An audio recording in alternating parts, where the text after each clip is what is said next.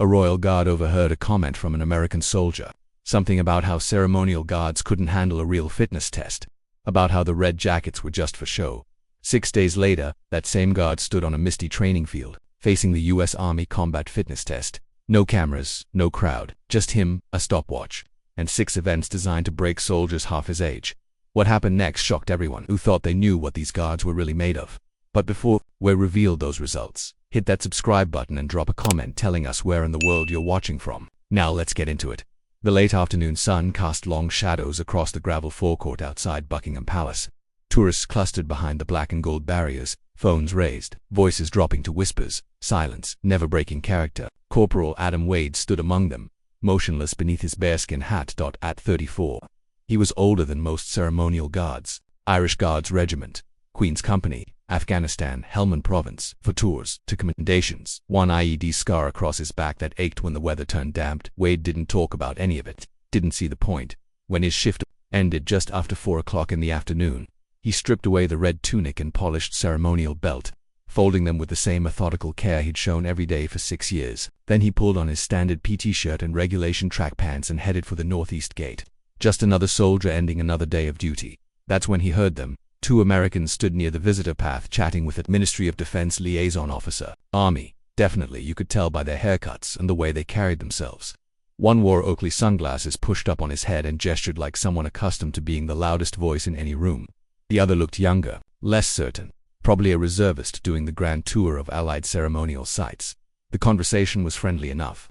The mod liaison even laughed at some joke about British ration packs being too polite to contain actual flavor. But then the American with the Oakleys said something that made Wade's jaw tighten, almost imperceptibly. Don't get me wrong, those guys have discipline, but I'd love to see one of them get through our Army combat fitness test wearing those fancy red jackets. His companion chuckled uncertainly. The mod liaison offered one of those diplomatic smiles that civil servants perfect for moments when silence is the safest response. Wade kept walking, his expression unchanged, boots hitting the pavement with their usual measured rhythm, but the words hung in the air like smoke from a snuffed candle. What the American didn't know was that Private Jensen had been standing just inside the security checkpoint, young enough and green enough to still take everything personally. Later that evening, in the barracks rec room that smelled of instant coffee and old leather, Jensen brought it up with the enthusiasm of someone who hadn't yet learned when to let things slide. Some Yanks said we couldn't pass their fitness test, Jensen announced, grinning like he'd uncovered a conspiracy, like we're all just for show or something. A few of the lads laughed. Someone muttered something about telling that to Wade's deadlift record, a barracks legend that involved more weight than seemed physically possible for a man his size. It should have ended there, just evening banter, the kind of harmless grumbling that happens when soldiers from different countries compare notes on who has it tougher.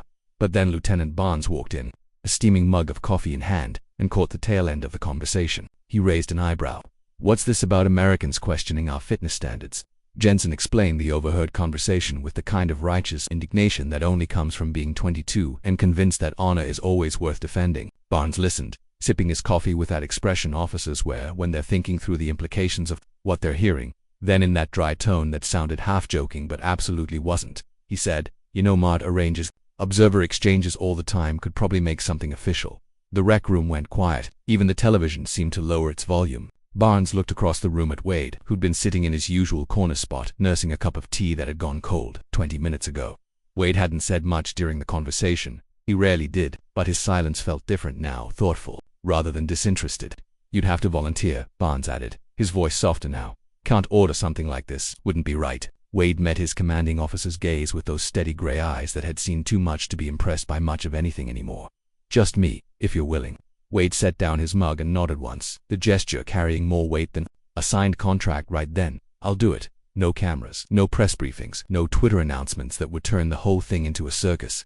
Just observers, 2 from the mod, 2 from the visiting U.S. Army team. Quiet, unofficial, the kind of old-school challenge that gets settled between professionals without needing the whole world to watch." Later that evening, as Wade prepared his kit for the next day's ceremonial duties, someone asked him why. Why volunteer for something that could only end in embarrassment if things went sideways? He answered without looking up from his polished boots. Because if someone's going to say we can't do something, they shouldn't get to walk away wondering if they might be right. Wade didn't announce his preparations. He simply adjusted his routine. While the rest of Queen's Company woke at 5, Wade had already been in the basement gym for 40 minutes. No music, no ceremony, just methodical repetition and careful notes in a battered green notebook. Deadlifts first.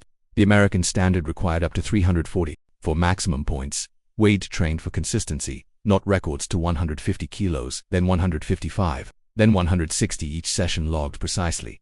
Evenings were for the standing power throw. Medicine ball work on the back parade ground. Awkward at first, but Wade had learned patience in places where impatience could kill.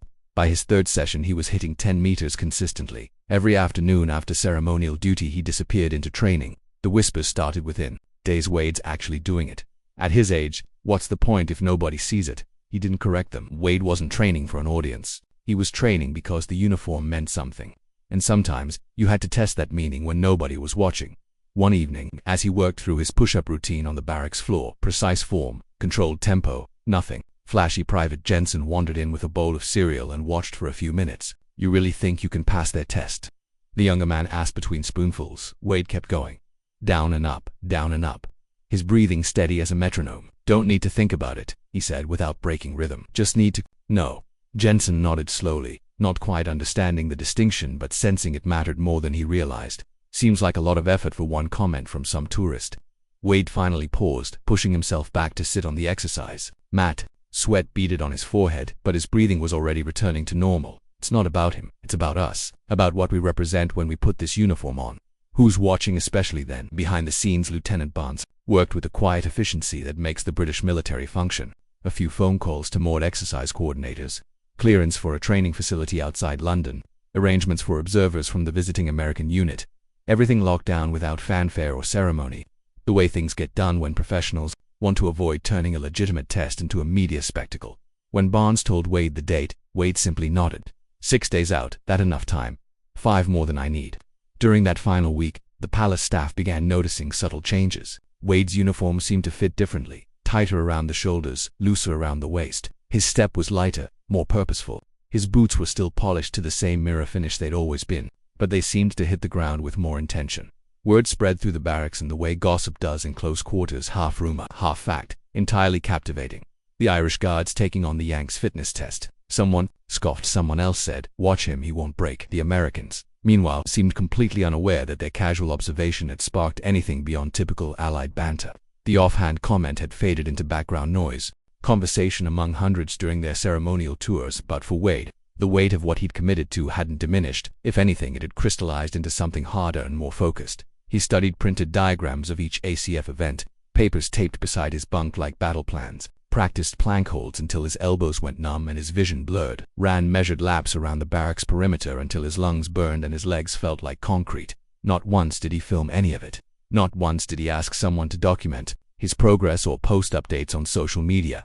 Because when test day arrived, there would be no crowd to cheer him on, no applause to validate the effort, no viral video to make it all worthwhile. Just him, a stopwatch, and 6 events designed to measure the kind of fitness that wins wars rather than competitions, and that Wade figured was exactly the point. The transport van dropped Wade at the British Army training facility near Surrey just after dawn. Morning mist clung to the grass, and the place held that pre-dawn military quiet. Wade wore standard PT gear, navy shorts, grey shirt, cross trainers. His only concession to the occasion was the black digital stopwatch on his wrist, a gift from his father 15 years ago. For observers waited to mod officials and to Americans, including Sergeant Garrett, the man whose comment had started everything. Garrett stood with arms folded, clipboard ready, expecting to be either impressed or entertained. The mod liaison stepped forward. No press, no commanders.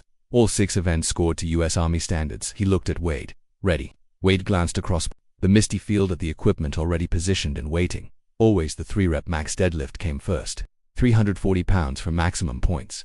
But Wade only needed 252 pass. He approached the hex bar like he was reporting for duty, chalked his hands with methodical care, and settled into his stance. The weight looked heavy enough to anchor a ship, but Wade had been pulling similar loads for weeks. First rep up, clean controlled descent, perfect form. Second rep slightly slower but still smooth. No wobble or hesitation. Third rep, a brief pause at lockout, making sure the lift was complete before letting the weight return to earth with a satisfying clang.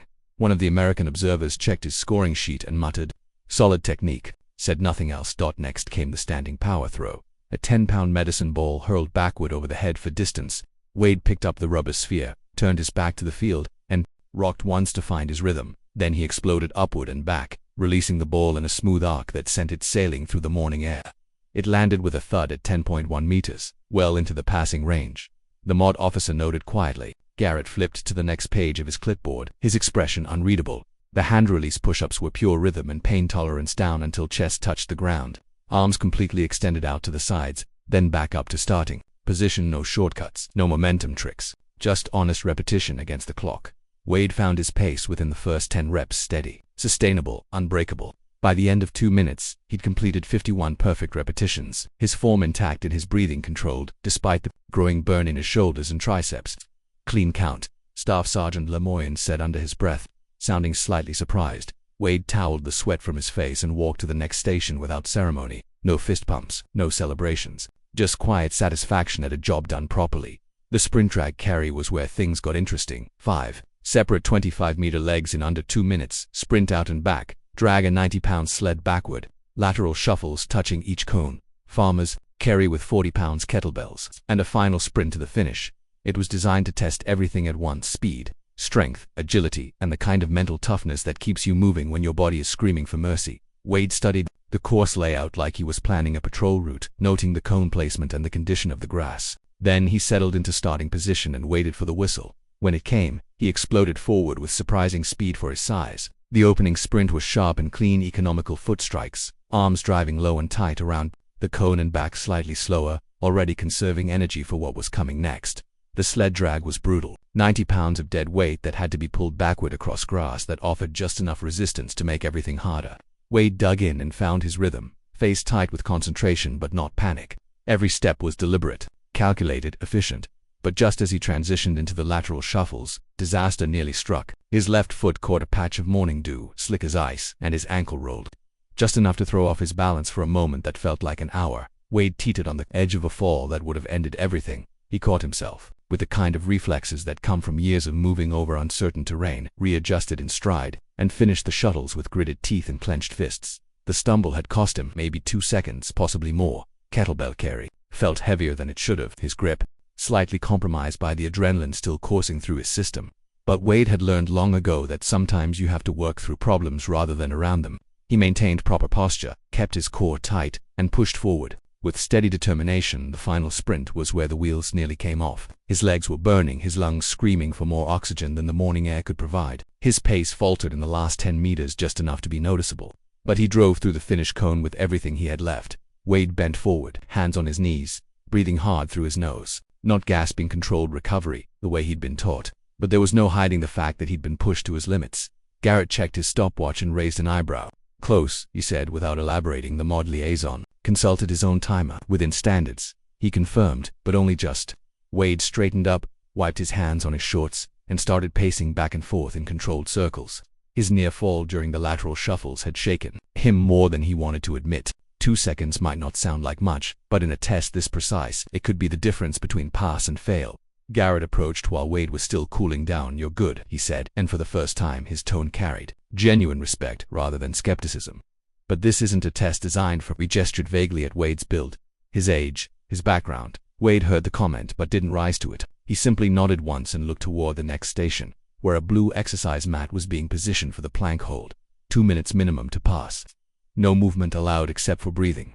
60 seconds to reset, the mod liaison announced. "Then we start the timer." Wade lowered himself to the mat and settled into position, forearms flat, body straight as a ruler, eyes focused on a patch of grass about 6 inches in front of his face. He closed his eyes and found that zone of mental stillness that had carried him through longer, darker nights than this. The timer started. For the first minute, Wade might as well have been carved from stone. No tremors, no adjustments, no signs of strain. His breathing was low and controlled, the kind you learn in places where staying calm under pressure isn't just recommended, it's survival. 2 minutes passed without incident, but the plank hold doesn't end at the minimum. It keeps going until you break, or until the instructor decides you've proven your point.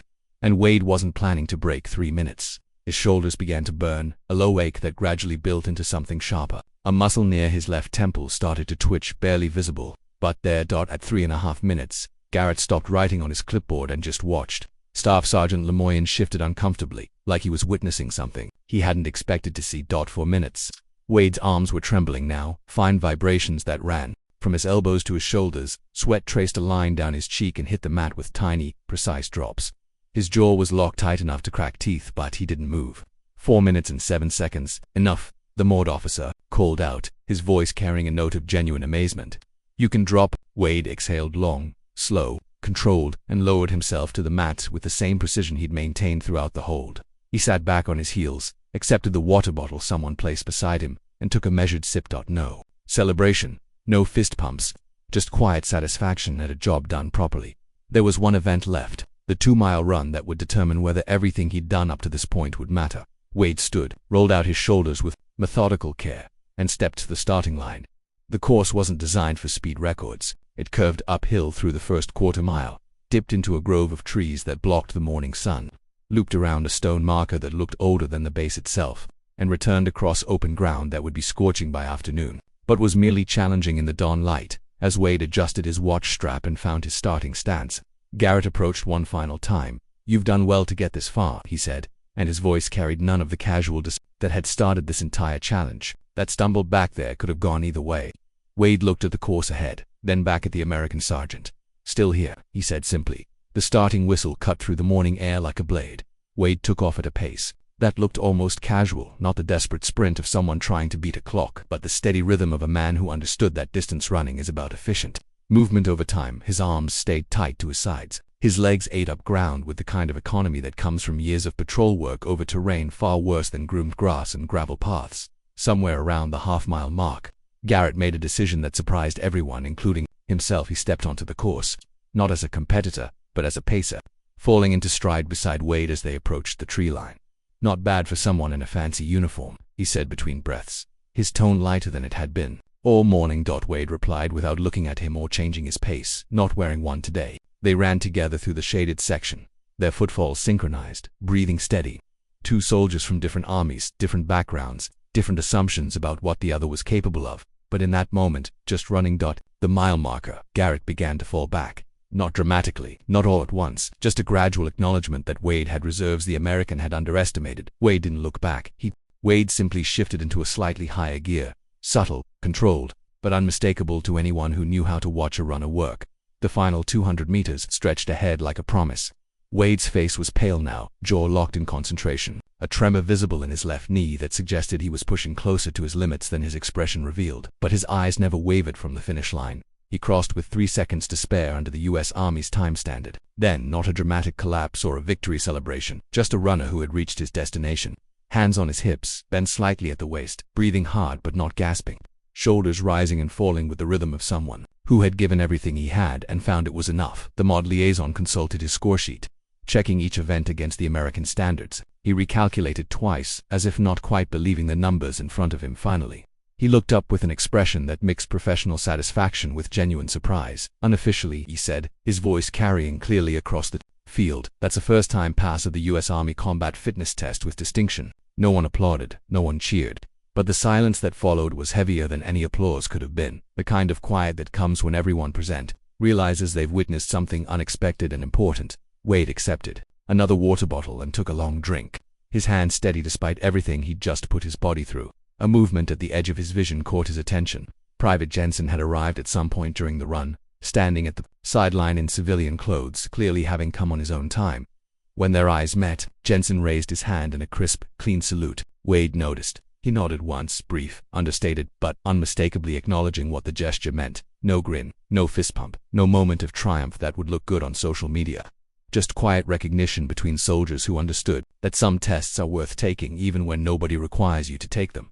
The sun was burning off the last of the morning mist by the time Wade finished toweling the sweat from his face and shoulders. His gray PT shirt was soaked through, clinging to his back in patches that mapped out exactly how hard he'd been working. His legs ached with that deep, satisfying burn that comes from pushing your body to its actual limits rather than its perceived ones, but his expression remained as controlled as ever, calm, composed, like he'd just finished a routine training session rather than proving something that most people would have considered impossible. He didn't seek out praise or confirmation, didn't ask how his scores compared to average soldiers half his age. He simply sipped his water, leaned briefly against a fence post to catch his breath, and let his body recover with the same methodical patience he brought to everything else. Sergeant Garrett approached, his clipboard tucked under one arm, looking like a man who'd just had several assumptions quietly demolished. The cocky confidence that had carried him through the morning was gone, replaced by something more thoughtful. "You've finished all 6 events," he said, his tone neutral but respectful. "Honestly didn't think you would. especially not after that slip during the drag course. Wade didn't gloat, didn't point out that he had not only finished but passed with room to spare. He simply met Garrett's gaze and replied with characteristic directness, "We train for different things. Doesn't mean we train any less." Garrett considered that for a moment, then extended his hand. Wade shook it, brief, firm, professional. Two soldiers acknowledging each other without the need for lengthy explanations or apologies. There was no photo opportunity, no official statement for the record. Just mutual recognition between professionals who had finally seen past their initial assumptions to something more substantial underneath nearby. Staff Sergeant Lemoyne was speaking quietly to one of the mod observers, but he doesn't act like someone who just proved something. The British officer replied with a slight smile. That's because he didn't need to prove anything, he already knew. As Wade collected his kit bag and slung it over his shoulder, he passed the small group of observers where Jensen still stood, having somehow acquired permission to witness the final event. The young private's eyes were bright with something that looked like pride, though whether for Wade or for the uniform they both wore was impossible to say.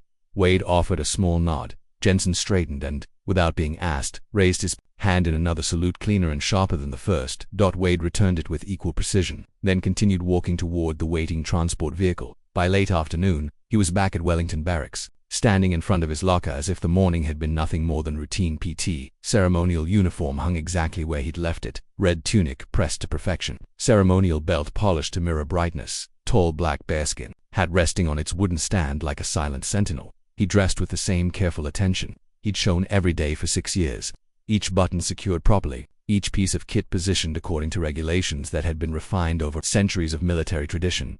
The transformation from sweaty athlete back to immaculate guardsman took less than 10 minutes, but when Wade opened his locker to retrieve his spare bootlaces, he found something that hadn't been there that morning, a small piece of white paper, folded once and tucked between his spare gloves. No envelope, no official seal, just a single line typed in plain courier, font past 407 plank. No excuses needed, that was all. No signature, no flag emoji, no celebration or congratulations, just numbers, time, fact. Wade read it once, then folded the paper and slipped it into his pocket. His expression didn't change, no smile, no frown, no visible reaction at all. Something in his posture suggested satisfaction of the quiet, lasting kind that doesn't need external validation. He pulled on his bearskin hat, checked his appearance in the small mirror mounted inside his locker door, and stepped out toward the parade yard for evening inspection. Tomorrow, he would stand his ceremonial post with the same precision and dedication he'd shown every day. Since joining the Queen's Guard, tourists would take pictures and make comments about tradition and pageantry. Most of them would never know that the motionless figure in the red coat had spent his morning proving that some traditions are built on foundations more solid than ceremony, and Wade preferred it that way because the best kind of strength doesn't announce itself. It simply stands ready when called upon. Whether the stage is a ceremonial post outside Buckingham Palace or a misty training field where nobody's watching except the people who matter, the uniform means something. The training behind it means something more. And sometimes, when someone questions what you're made of, the only proper response is to show them without saying a word. What do you think? Should fitness standards be universal across all military units, or does each role require different preparation? Have you ever had to prove yourself in a situation where failure wasn't just personal, it represented something bigger? And if you had to bet, would you have thought a ceremonial guard could match standards designed for combat troops? Drop your thoughts in the comments below. We read every single one. And these conversations matter more than the algorithms suggest. If this story earned your respect, if it showed you something about what lies beneath those red coats and polished boots, hit that like button. It genuinely helps more than you know. Subscribe and tap the notification bell so you never miss our daily stories about the remarkable people who guard these ancient traditions with modern strength. And if someone you know still thinks ceremonial soldiers are just for show, send them this video. They might never look at a palace guard the same way again. Your next Royal Guard story is waiting on your screen right now. Click it, and we'll see you tomorrow with another reminder that real strength doesn't need to announce itself. Simply stands ready when the moment comes. When the moment comes. When the moment comes. When the moment comes.